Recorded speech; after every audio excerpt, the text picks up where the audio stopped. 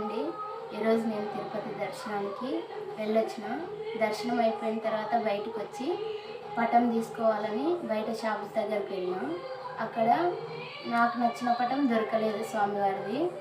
ఇంకొక షాప్ కూడా వెళ్ళినా, అక్కడ కూడా నాకు నచ్చిన పటం దొరకలేదు. సరే ఇంకేం చేద్దామని నేను వాళ్ళు చూపించిన పటమే తీసుకున్నా. వాళ్ళు చూపించిన పటం తీసుకున్నా కానీ నాకు సాటిస్ఫాక్షన్ లేదు. నేను అడిగిన పటం కూడా వాళ్ళు లేదన్నారు. సరే ఇంకేం చేద్దామని బస్సుకు టైం అవుతుందని వచ్చేసిన తర్వాత బస్సు వచ్చింది. బస్సు ఎక్కింటే బస్సు మొత్తం ఫుల్ ఉంది. లాస్ట్ సీట్ మాత్రమే ఖాళీ ఉంది. అక్కడికి పోయి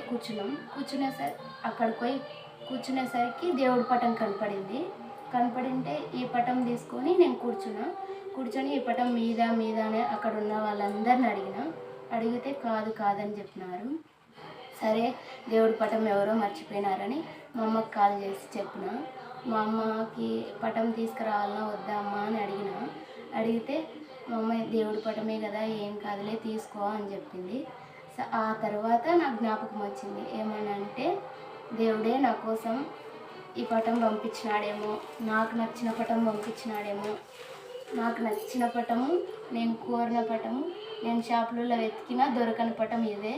నా కోసం దేవుడు గిఫ్ట్ ఇచ్చినాడని నేను అనుకుంటున్నా.